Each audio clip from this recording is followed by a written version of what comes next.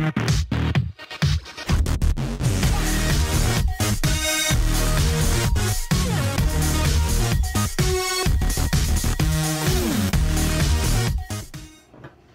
guys, this morning, the video I shot this morning is currently up for edit. My phone just told me I'm in low power mode, so I'm going to have to figure out how I'm going to do this and not run my battery down. But what I wanted to do is, I had a guy text me and say, couldn't figure out how to take apart his Ferrum Forge knife because they're a single-sided pivot. They're not that difficult. I'm going to show you, I need to tighten this one up anyway because I was the last person to take this knife apart because I had to do something with the stop pin. I rotated my stop pin. I'll explain that in a little bit. So I decided that, you know, it would make sense with people asking the same question a few times, like, how do I do this? I would just go ahead and show specifically a single-sided pivot like they use it. Ferrum Forge uses the same type pivot on all their knives, unless you get something old like a Pretium. Pretium is a double-sided pivot. And then it's just a matter of just tightening it down and just locking one side on where it's at and stuff like that. So the reason I have to tighten this down is when I put this back together the other day, I didn't use any Loctite. I don't take my knives apart very often, especially not my Ferrum Forge knives. I just didn't put any Loctite on it. So they have a tendency to come loose. If you own a Ferrum Forge knife, you get it where you want it, and then you put Loctite on it, and it stays where it's at. You don't have to play around with the pivot because the offset distance in the bearing pockets are set, and the offset, the gap is set by all your other pins are shouldered. So we're going to look at that because somebody specifically asked, and I'm going to respond to that person and let them know I did a video specifically for them. It was a DM. I'm going to go back and just let them know, hey, I did the video for you. But I needed to tighten this anyway, and I would like to big shout out to Robert in Canada. Robert Douglas in Canada sent me an entire set of Weehaw tools. Comes with the driver and all of the bits. Phillips, flatheads, Torx from T2 all the way up to T15. You got some hex, you got some spanners. The cool thing about this is they're all locked in here. You got your driver handle, and then these are all held in with a magnet. So I really appreciate it. He sent it to me. He sent me money for some stuff, and in with the check was a full set of Weehaw tools.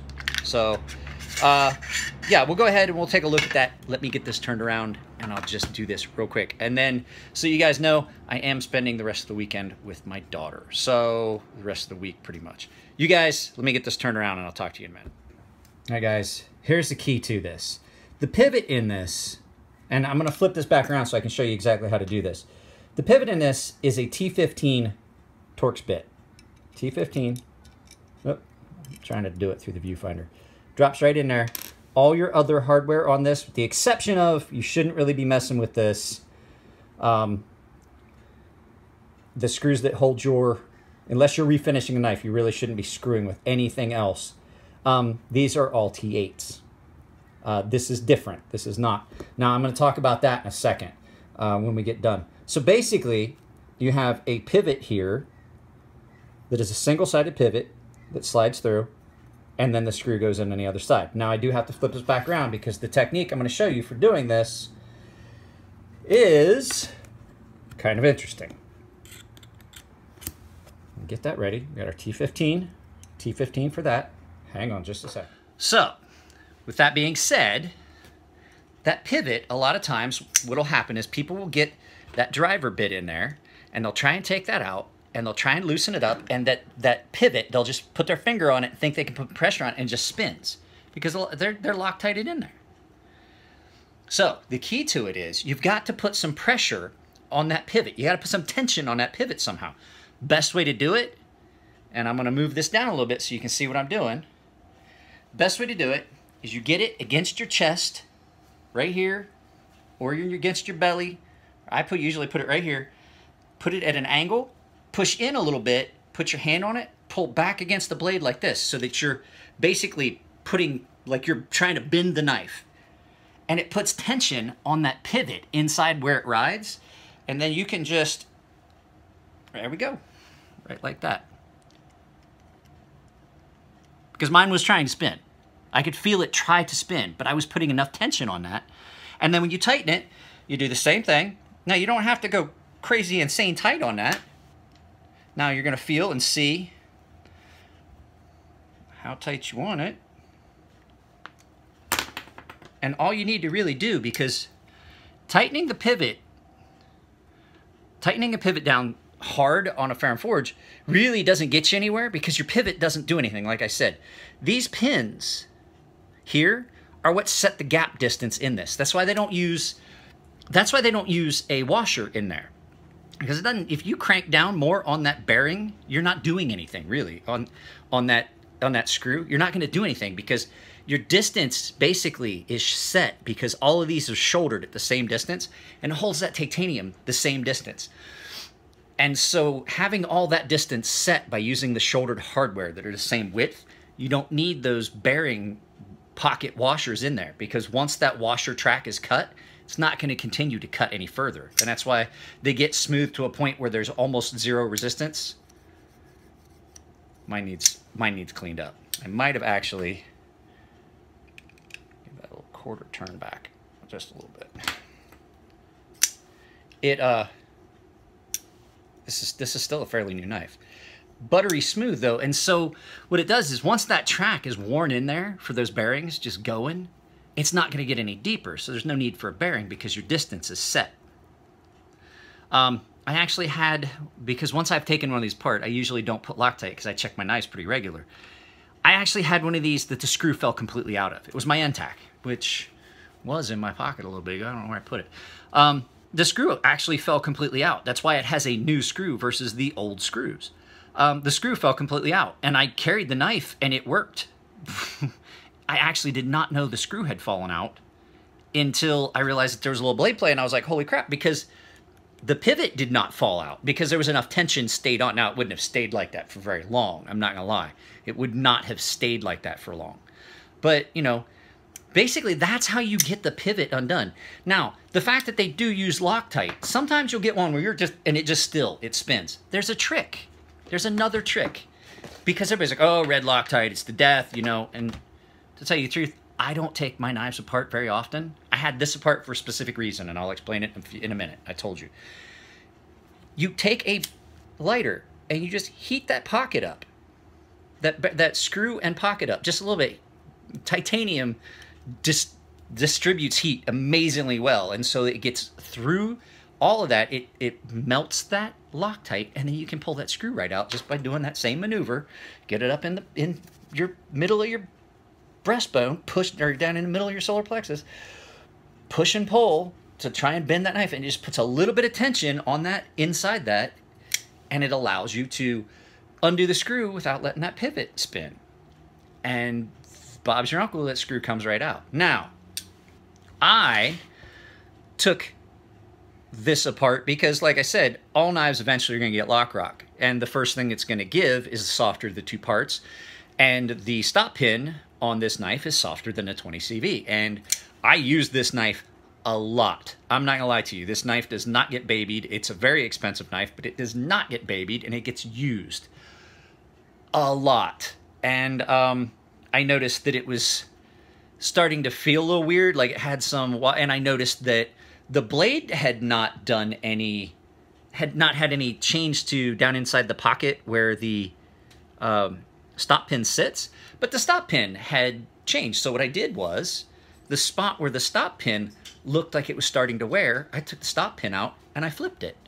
So it's like a brand new stop pin. And it took that little bit of weirdness out. So sometimes if you're getting blade play, you can actually loosen your stop pin on one of their knives, and you can rotate it like an eighth of a turn so that you have a fresh spot that your stop pin. And a lot of times that will take care of any blade play or weirdness. I wasn't getting any actual blade play. I just had some weirdness in it. And I knew from personal experience, I've got like 6 Ferrum Forge knives. I'm like, oh, I would bet dollars to donuts that if I just rotate that stop pin, it's going to take care of it. And it's basically the same thing that they would have done had I taken it in and said, hey, this feels weird. And everybody like, yep, yeah, your stop pin needs rotated. But I hang out with them enough that I kind of already know. So, now, the last thing I wanted to touch on. Guys, that hoe back rolling detent. I get a bunch of knives that come in, and guys get secondhand knives, and they're like, oh, detent on this is all screwed up. What the fuck? Fair and forged knives, detent's sloppy and nasty. It's not. Detent on this is snappy. You can hear it drop in. It's like glass breaking when it goes. When you get one that feels sloppy, it's because someone has played, if you got it secondhand, it's because someone has played with that detent. And the other thing is, people will get them and you're like, oh, I got this, and the detent ball, the hoe back rolling detent has walked out. That's because somebody has taken it out, because those get set in place, and once the detent is set, and the guys are like, okay, yeah, that's good. There's no play in that. It's got minimal play. There's not a lot of, you know, detent's good on that. The action's great. Action's smooth. The knife runs smooth. Once they are happy with it, they put a drop of Loctite on it or a drop of super glue. It just depends. I think super glue sometimes on these. And they screw that down in, and then they leave it. And they set that thing, and your detent is set. And then people screw with it.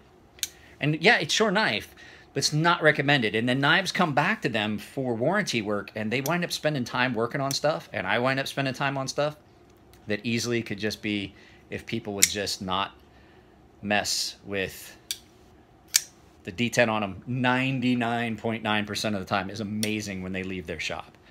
So I've never had to mess with the detent on any of my, like I said, 6 fair and forged knives I've owned. I've worked on a couple hundred others. Never seen one that the detent needed anything done to it.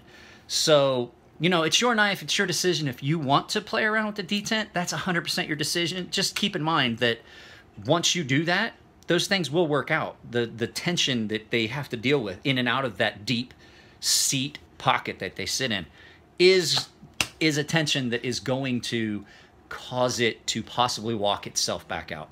So when I go up to the shop Thursday, tomorrow, I do believe that I'm going to put a drop of Loctite on this, because now, I don't know, because I use my knives so often that there's things that I have to do, like rotate the stop pin and things like that. A lot of times I just check my knives, you know, about every week of carry. I check and make sure there's no loose hardware. I know none of the other hardware is going to get loose, but the pivot possibly can get loose from time to time. So I'm always really careful to make sure when I send knives back to you guys that I put a drop of Loctite back on them. But always check your knives, guys. Always check your gear. Always check your gear. So once again, Robert, thanks for these. These Wehoff tools are actually pretty cool. They come in a case where those are locked in there, and it's got a little spring release. Really cool. So, all right, guys, just remember, a little bit of heat if you can't get it with the pressure. All right, guys, that's it. I'm out of here. Baby girl's coming back. I'm gonna teach her how to finish how to solve a Rubik's Cube when she gets home. So the rest of this week is pretty much gonna be spent with them. I have a couple things I'm gonna do tomorrow and Friday, but other than that, I'm really not working for the next couple days. So, all right, you guys take it easy. There's a video going up of my daughter's, basically her graduation from elementary school. They did a really good job on it. It's long, but it's worth watching. If you like my videos, don't forget, hit like. Hit like, that's how we get, if you don't like them, do it, give it a thumbs down, I don't care, but that's how things get circulated. If you really like them, Patreon link is usually down in the bottom left-hand corner. I think I'm going to put a link to Birdshot's channel again, somewhere around in one of these areas, probably here, but usually bottom left is where my Patreon stuff goes. All right, guys, take it easy. I'm out of here. Have a good weekend, and I'll talk to you later.